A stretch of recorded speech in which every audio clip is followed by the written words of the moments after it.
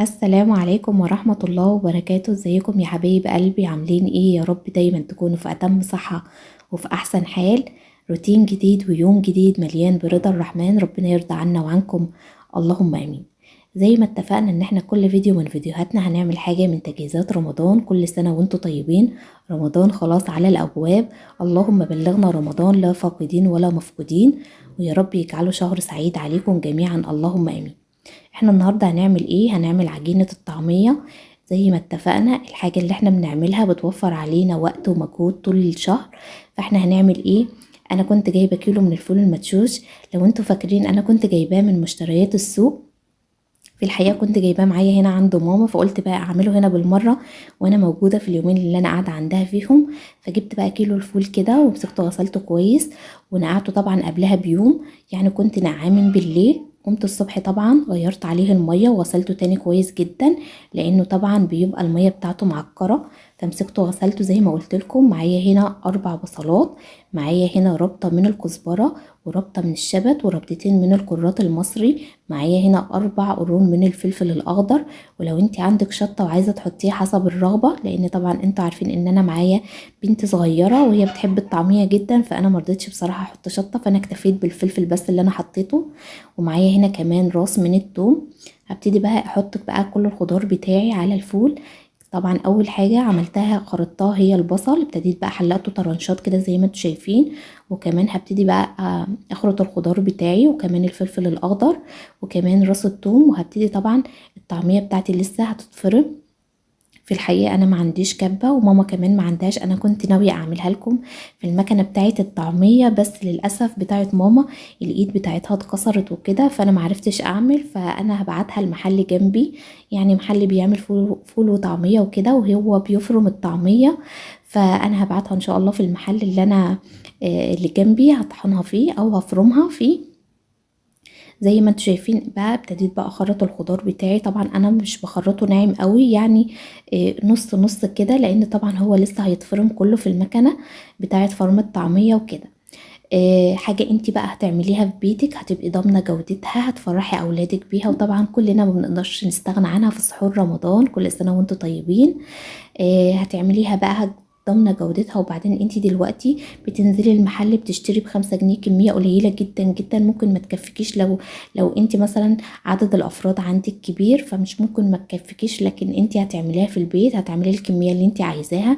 عايزة تعملي حتى نص كيلو هتعملي، عايزة تعملي اكتر من الكيلو هتعملي، حسب مقدرتك وحسب الكمية وحسب عدد الافراد اللي عندك. هتوفري كتير والله، وهتفرق معاكي كمان في الطعم، وهتوفري في المجهود وكل حاجة. زي ما انتوا شايفين اهوت. خلاص حطيت كل بقى الطلبات بتاعتي، الخضار والبصل والثوم والفلفل. وابتديت بقى اديلها تقليبه كده مع الفول. خلاص قلبت كل الخضار بتاعي. في الحقيقه في الوقت ده كانت مرات اخويا، ربنا يا رب يديها الصحه ويخلي لها اولادها، كانت خدتها بقى المحل اللي جنبنا وكانت فرمتها. جايه جميله جدا ناعمه، شايفين الخضار بتاعها وجماله. وكمان لما بتبتدي بقى تعمليها كمان بتلاقي الريحه بتاعتها بصراحه جايبه لاخر الشارع. الطعمية اللي انت بتعمليها في البيت بتفرق جدا جدا والله العظيم في الطعم والريحة. جيت هنا بقى انا طبعا انا ما حطيتش توابل على الطعمية. انا بسيب الطعمية عجينة بس، انا ما بحطش التوابل بتاعتها عليها الا لما باجي اطلع الطعمية وابتدي استعملها. انما هنا بقى جبت الاكياس بتاعه التفريز معايا اهيت، ابتديت احط الكمية اللي انا محتاجاها او اللي هتكفيني او اللي انا عارفة ان انا هستعملها. جبت الاكياس بتاعتها زي ما انتوا شايفين. حطيت بقى الكمية اللي انا عاوزاها. والله العظيم كانت جميلة جدا ريحتها، وهي لسه عجينة تحفة كانت والله العظيم. جربيها ان شاء الله هتعجبك وتوفر عليكي وقت وتوفر عليكي فلوس كتير جدا. ولو انت بقى عندك مثلا ربنا يا رب يخلي اولادكم، لو انت مثلا عدد الافراد عندك كتير هتقدري توفري. انما لو انت بتشتريها من بره هتلاقيها غالية عليكي والسعر بتاعها كمان غالي جدا. انما دي ضامنة جودتها ونظافتها. كنت هنا بقى خلاص عملت الكمية اللي انا عاوزاها وعبيتها في الاكياس زي ما انتوا شايفين اهوت. تقدري تحطيها في الفريزر عندك حتى لو فضلت الكمية عندك. لو انت عاملة كمية كبيرة وفضلت عندك لبعد شهر رمضان ما بيصيبهاش اي حاجة وبتفضل حلوة زي ما هي، وبتحتفظ بلونها الاخضر الجميل ده، وبتبقى جميلة جدا جدا جدا فوق ما تتخيلي.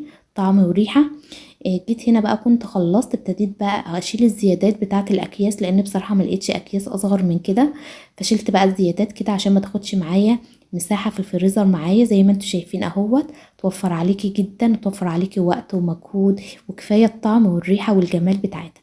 كده بقى كنت خلصت هنا الطعميه بتاعتي وحطيتها كمان في الفريزر. جيت هنا بقى ايه، نجهز بقى الغدا بتاعنا. انا في الحقيقة حبيت اشارككم يوم من ايامي لما بكون عند ماما، ربنا يا رب يديها الصحة ويجعل البيت مفتوح بحسها هي وبابا يا رب، اللهم امين.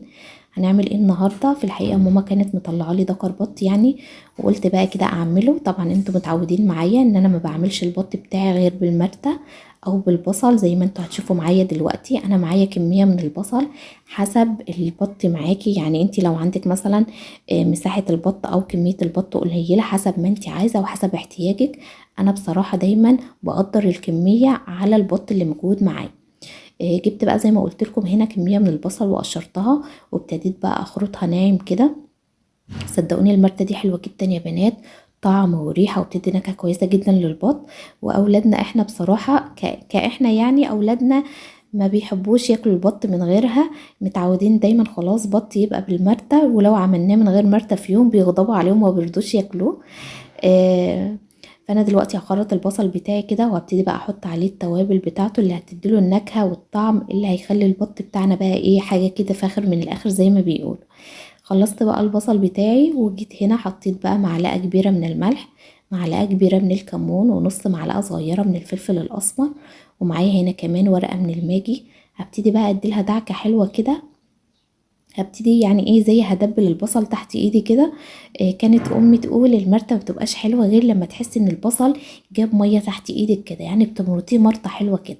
خلصت بقى كده البصل معايا، ابتديت بقى احطه على النار. هتحطيه على النار لمدة 10 دقايق على نار هادية. هتبتدي دايما ايدك فيها تقلبيه عشان البصل بتاعك ما يلزقش منك او ما يحمرش منك.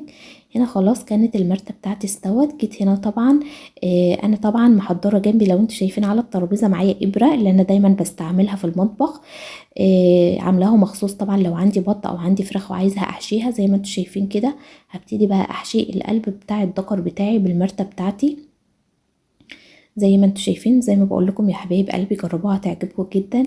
وبالمناسبه بحب اشكر كل حبايب قلبي اللي دخلوا عندي في القناه ديت، بقول لهم نورتوني وشرفتوني ونورتوا عيلتي الصغيره، وان شاء الله مش هتندموا.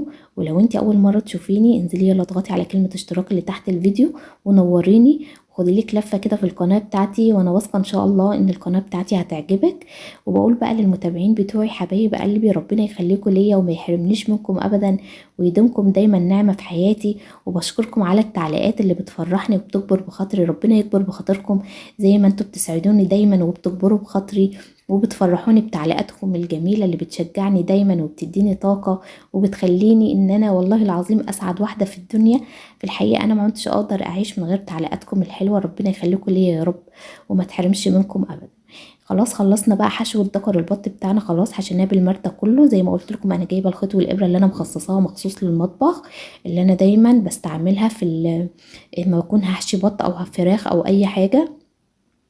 ابتديت بقى قفلت طبعا على المرتة بتاعتي كده، مفيش اي حاجة بتطلع منك من كمية المرتة بتاعتك خارج في الشوربة خالص. يعني مثلا بتطلع البصل في الشوربة او كده، لا ابدا مفيش اي حاجة بتطلع.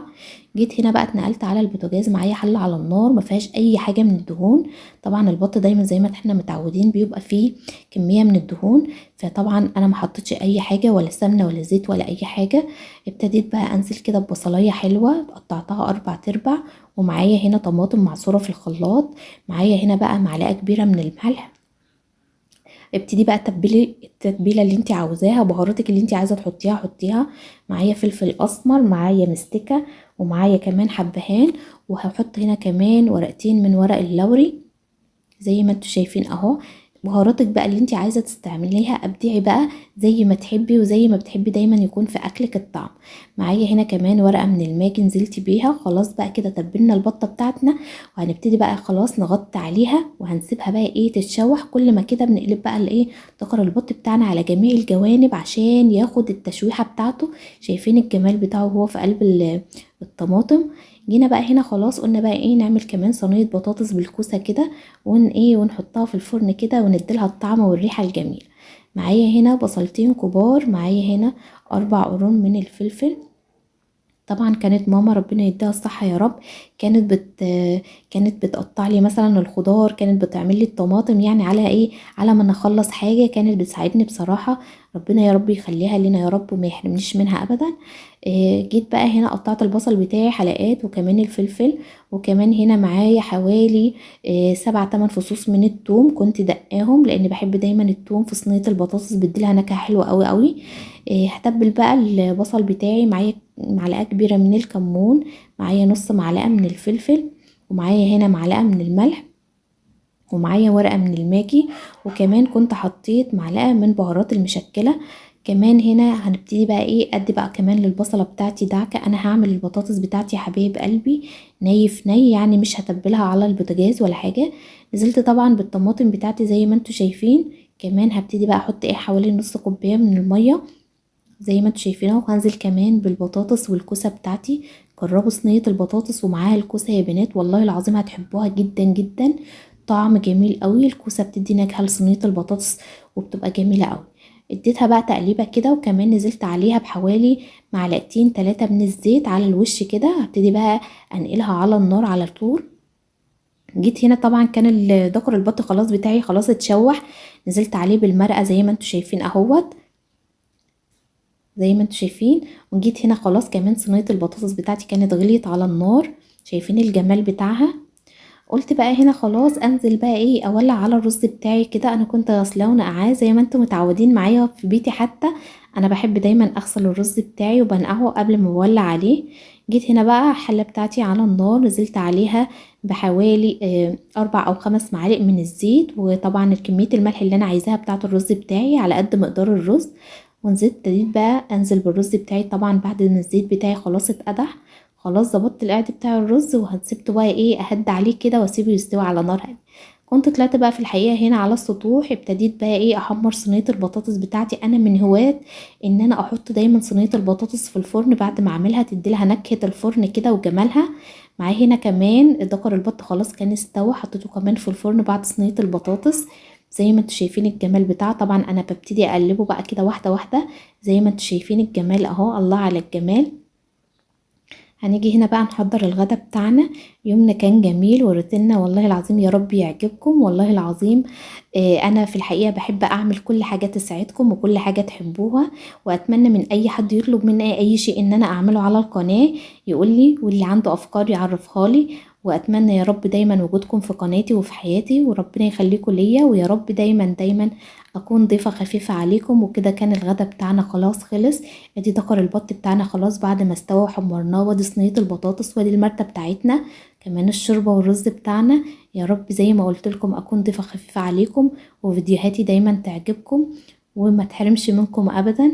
واسيبكم في رعايه الله وامنه، والسلام عليكم.